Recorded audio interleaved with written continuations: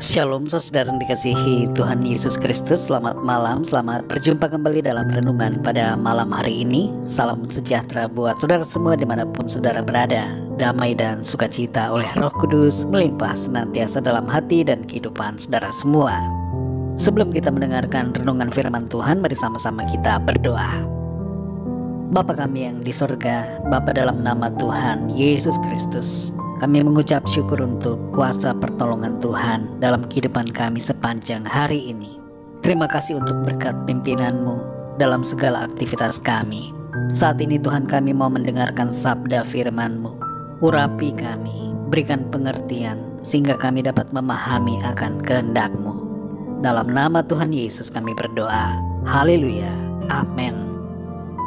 Saudara yang dikasih Tuhan, ayat renungan kita pada saat ini terdapat dalam Amsal 11 ayat yang keempat.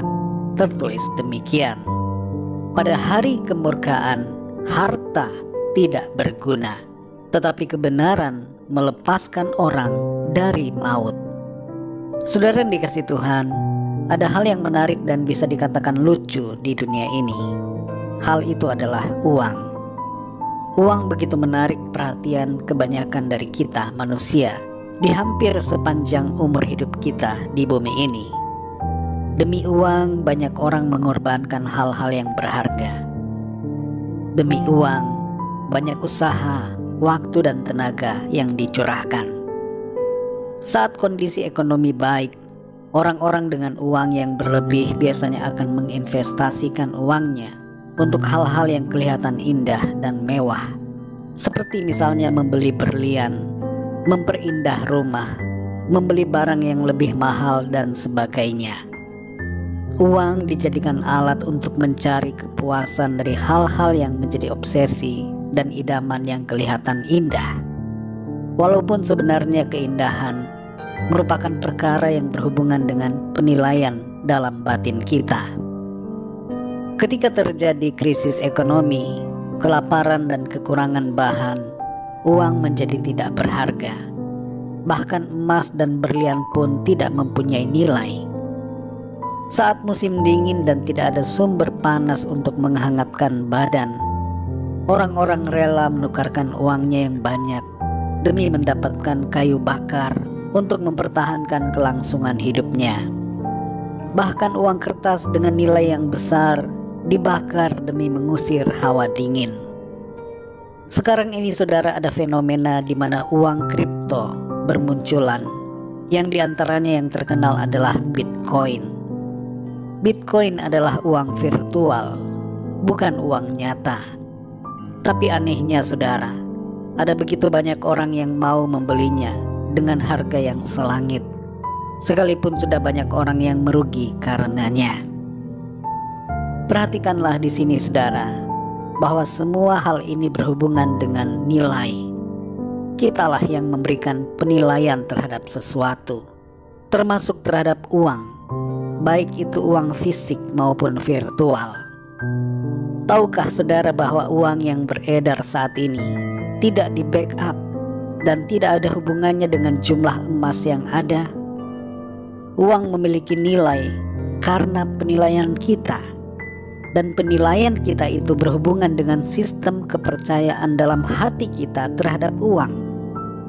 Kita percaya terhadap nilai uang, dan seringkali kita begitu mengandalkannya, bahkan menggantungkan hidup kita pada kertas dan logam ataupun uang virtual yang sebenarnya tidak dapat kita andalkan.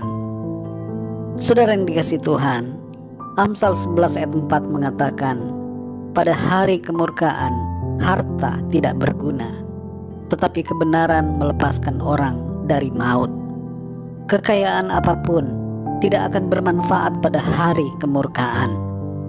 Apa itu hari kemurkaan? Hal ini berbicara tentang kematian kekal. Perhatikanlah saudara, bahwa uang tidak dapat menyelamatkan kita. Harta yang banyak tidak akan berguna. Seorang milioner pernah mengatakan kepada dokter pribadinya untuk memperpanjang hidupnya, dan ia akan memberikan uang yang banyak sebagai balasannya. Tapi dokternya mengatakan, menambah 5 menit sekalipun saya tidak sanggup. Saya tidak punya kuasa untuk itu. Uang tidak dapat kita andalkan, saudara. Jangan kita menaruh harapan kepadanya. Uang juga tidak dapat kita pakai untuk menyogok Tuhan, supaya kita dipindahkan dari maut kepada hidup. Kalau kita hidup dalam kejahatan dan di luar kasih karunia Kristus, maka sudah jelas kemana kita akan pergi. Uang tidak pernah berguna. Dalam ayat ini saudara dikatakan di bagian selanjutnya bahwa kebenaran melepaskan orang dari maut. Jadi bukan uang yang dapat menyelamatkan kita dari maut kekal, melainkan kebenaran. Siapakah kebenaran itu? Dalam Yohanes 14 ayat 6-7, Tuhan Yesus berkata, "Akulah jalan dan kebenaran dan hidup. Tidak ada seorang pun yang datang kepada Bapa kalau tidak melalui aku. Sekiranya kamu mengenal aku, pasti kamu juga mengenal Bapakku. Sekarang ini kamu mengenal Dia dan kamu telah melihat Dia." Saudara yang dikasihi Tuhan, marilah kita hidup dalam kebenaran, yaitu hidup dalam iman kepada Tuhan Yesus. Karena itulah yang akan menyelamatkan kita pada hari kemurkaan. Tuhan Yesus menjamin keselamatan kita, dan Ia memberikan kepada kita kehidupan yang kekal. Janganlah kita beri penilaian yang benar terhadap objek yang salah, dan jangan berikan penilaian yang salah pada objek yang benar. Uang bukan andalan, tapi Tuhanlah andalan kita yang sejati. Jangan takut saudara dalam menghadapi kehidupan ini. Bersama dengan Tuhan, segala sesuatu dapat kita hadapi dengan kuasa pertolongannya. Nilai sebuah kehidupan tidak terletak pada seberapa banyak uang yang kita miliki, tapi terletak pada iman kita yang sungguh kepada Tuhan. Mari kita berdoa saudara. Bapa kami yang di sorga, Bapa dalam nama Tuhan Yesus Kristus, kami mengucap syukur untuk firman-Mu yang mengingatkan kami, menyatakan dengan tegas bahwa pada hari kemurkaan harta tidak berguna, tapi kebenaran menyelamatkan kami dari maut. Ampuni kami Tuhan, yang seringkali terlalu terobsesi dengan harta kekayaan, dengan uang dan segala perkara materi. Fokus kami seringkali teralihkan daripada-Mu. Ampuni kami Tuhan, dan bimbing kami, baharui hati kami, supaya kami senantiasa berfokus kepada-Mu. Pimpin kami Roh Kudus, supaya kami sungguh-sungguh mengandalkan Engkau, berharap hanya kepada-Mu, tidak berharap kepada perkara-perkara dan hal-hal yang sebenarnya tidak berarti, tidak mengandalkan hidup kami pada harta dan kekayaan. Engkaulah Tuhan, harta kami yang sejati. Engkaulah kebenaran yang menyelamatkan kami Tuhan. Pimpin kami ya Tuhan Yesus, supaya kami senantiasa berjalan dalam kehendak firman-Mu. Kami bersyukur untuk anugerah-Mu, untuk karunia kehidupan dan keselamatan yang Tuhan sudah berikan bagi kami. Terpujilah nama-Mu ya Tuhan. Di sepanjang malam ini kami mohon berkat perlindungan-Mu atas kami.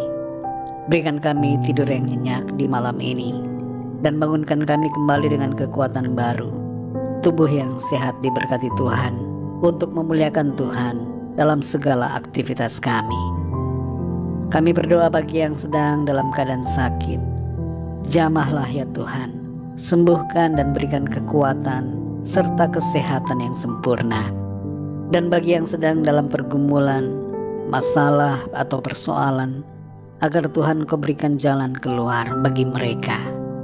Berikan kekuatan-Mu, iman dan sukacita Tuhan taruhkan dalam hati mereka, untuk selalu berharap dan menantikan jawaban Tuhan dalam hidup mereka. Terima kasih ya Tuhan. Kami percaya berkat damai sejahtera dan kasih karunia Tuhan senantiasa berlimpah dalam hidup kami. Terpujilah nama-Mu ya Bapa. Hanya dalam nama-Mu yang kudus, nama Tuhan Yesus Kristus, kami sudah berdoa dan mengucap syukur. Haleluya, amin. Puji Tuhan, saudara yang dikasihi Tuhan. Saya percaya firman Tuhan menjadi berkat dan kekuatan buat saudara semua, dan Roh Kudus akan menolong saudara untuk lebih lagi memahami kebenaran firman Tuhan. Tuhan Yesus memberkati saudara semua. Selamat malam, selamat beristirahat, dan sampai jumpa dalam renungan yang berikutnya. Haleluya.